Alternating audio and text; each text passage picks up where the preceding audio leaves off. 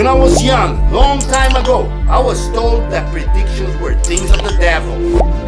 That anyone who predicted the future or predicted the future consistently were up to no good or had powers of the dark underworld.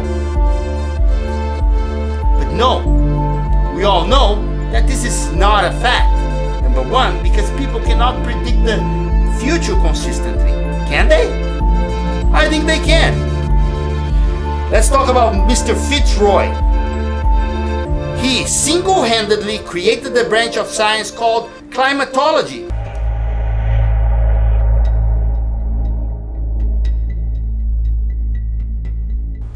What is interesting about his story is that society at his time was a spoon-fed deception, until there was no distinction in between reality and fiction anymore.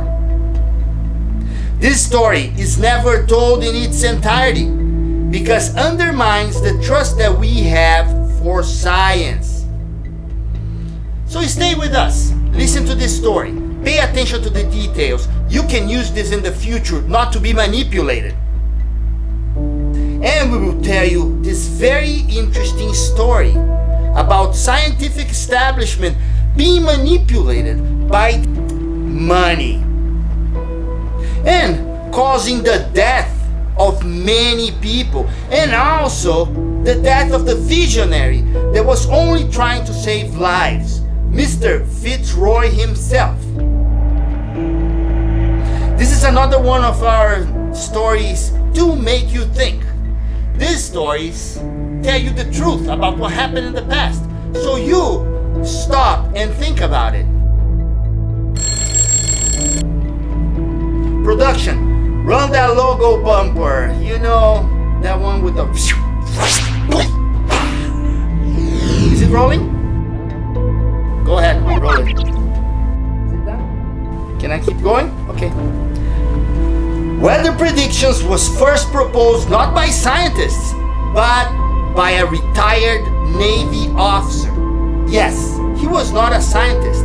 Because he wasn't one, he got a lot of flack. But he cared deeply for people.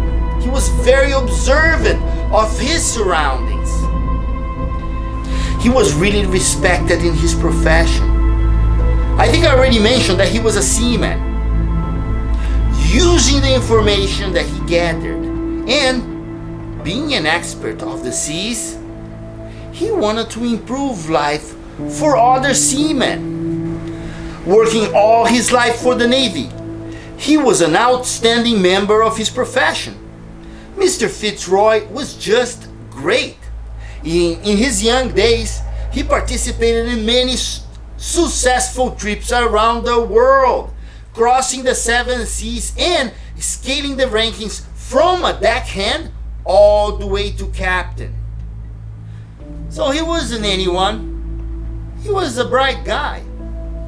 Robert Fitzroy was his full name, and by the time that he started dabbling in the possibilities of weather predictions, he was already retired as an ex-Navy captain. So he went from deckhand to a captain. So he was capable enough to grow through the rankings.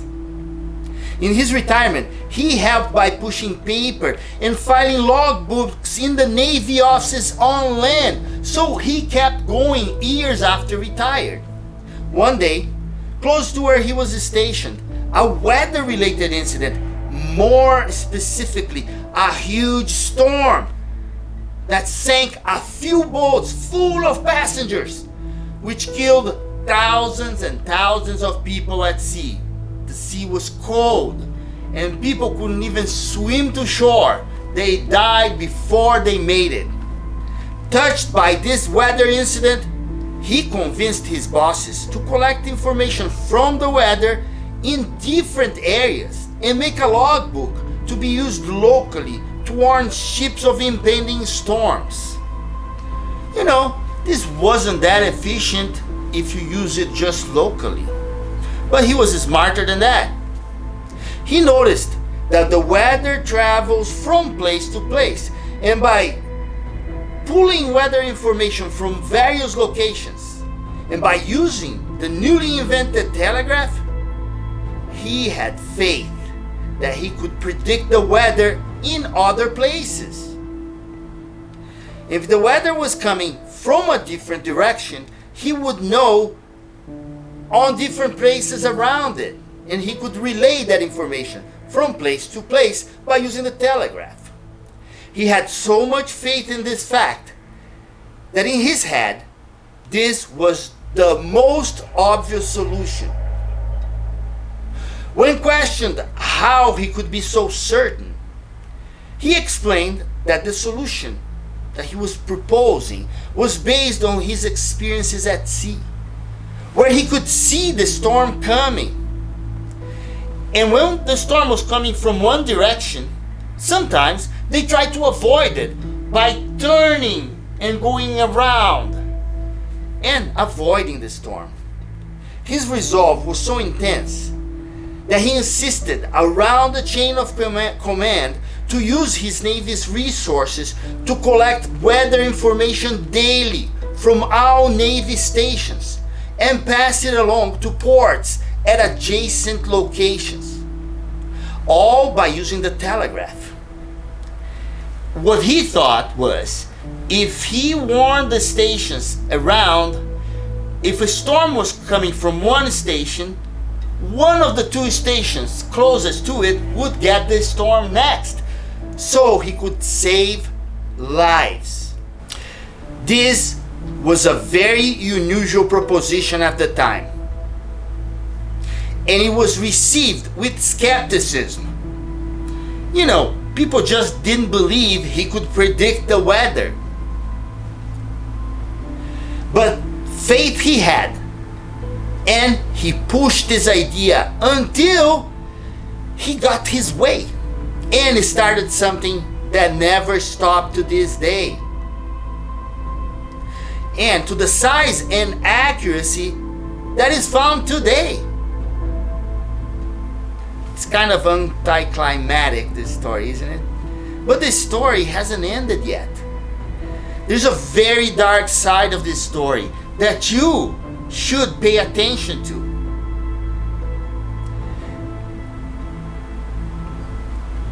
In this story, we should hear carefully and be very wary of the beliefs based on what we call current science.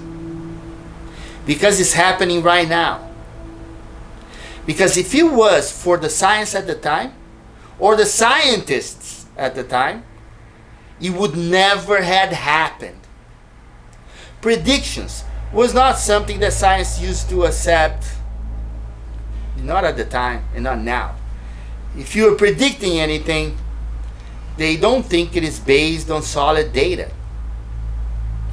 But solid data it is. At the time, the storm was going through him. That was solid data. In fact, Fitzroy took so much pressure from the scientific crowd at the time that one day he killed himself. Yes, it was because of the pressure that scientists put on him, saying that his own eyes was not data measurable. And he could not pass that along. Because it was often wrong, like every weather guy in the morning news this day, he was accused of being a charlatan. You know, he just told other stations what was happening to his station. But no, folks, scientists are no dumb. The weather reports of today are based on data points collected just like he proposed at the time.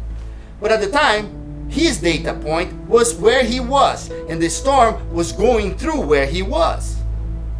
That made scientists gang up on him. Yes, many scientists at the time were being paid by the fishing industry to come up with reasons why Fitzroy was wrong. And only those reasons were publicized. Especially because the industry lost money every time ships were on land not catching fish.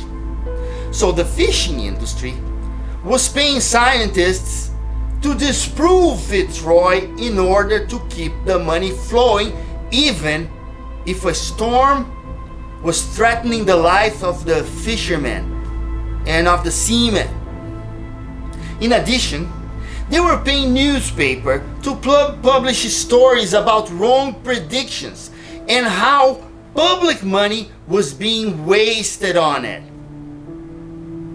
Scientists at the time, along with newspapers and government officials, were ganging up on Fitzroy to point out every mistake he ever made on his predictions. And when you have that many people all around you telling you you're wrong, at some point you lose it. After Fitzroy's death, many lives were lost at sea because the practice of gathering data slowed down. But over a long period of time, Fitzroy's model of gathering data was proving to be right. At some point, scientists couldn't avoid the fact that looking at the storm here and the storm is going to that direction, the storm is going to hit land at some point. History records what happened to the true prophets of the past, but hides the atrocities that happened to them for money. And that's why he killed himself, because money-hungry people were doing what money wanted them to do. Remember, kids, truth doesn't mind to be questioned, but the realization that too many people around you are just evil or just plain dumb may drive you to despair. And that's exactly what happened to Fitzroy. He was driven to despair. Gathering observable data from your environment is a good way to start doing science. Using gathered data and applying what appears to be right for you, or what appears to be right to the people around you, is supposed to be how we move things along. And that's how we make good decisions. If you feel desperate because you know you're onto something good, but no one listens, or you are persecuted for it, just don't listen to the criticism. Time will prove you right. There are a lot of things in life that people around you say you are wrong, but you feel inside what's right. You need to listen to that voice. Fitzroy created the weather forecast to save lives, but he was forced to take his own by the ignorance, incredulity, and general uselessness of all the people around him.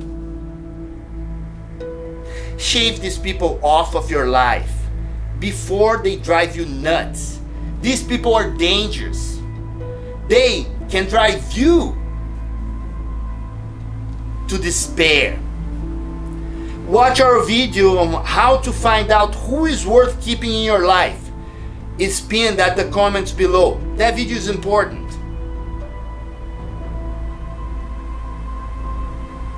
The end of Robert Fitzroy's life was a sad story. But this can be an eye-opening story for you, for me, for all of us.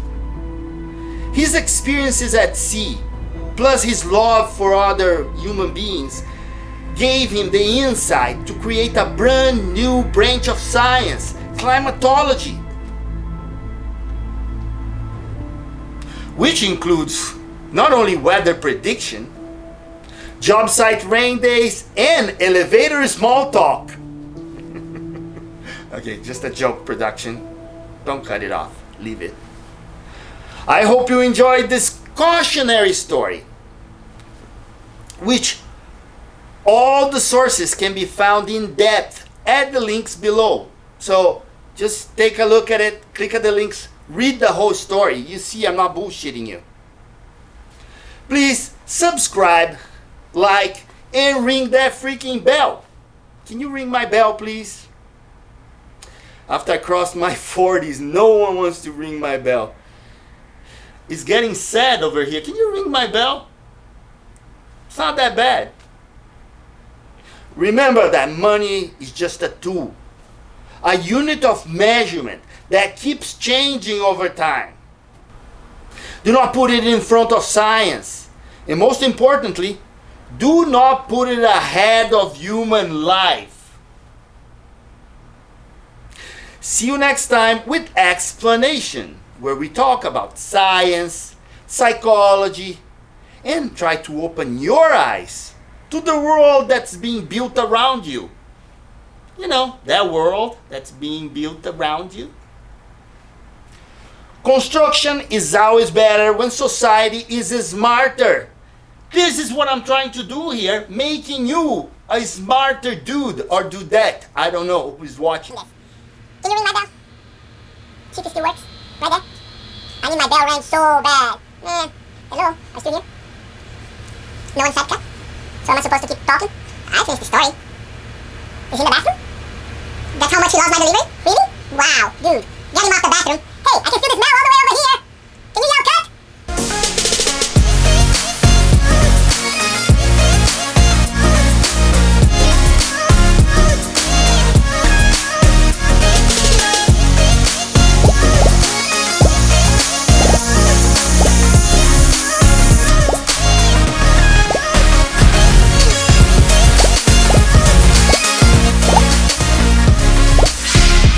To improve life for other seamen. Seamen. Can I talk to them about semen? Okay. Not that kind that produces offspring. The kind of semen that works for the Navy, going out to the ocean on big boats. That's the kind of semen I'm talking about. For our teenagers out there, I know, so that explanation was necessary. The channel is called Explanation, so production, don't cut it off. Please leave it. They need it. So, I know, the teenagers will like this part. Let's go on. What I was saying before I was interrupted by semen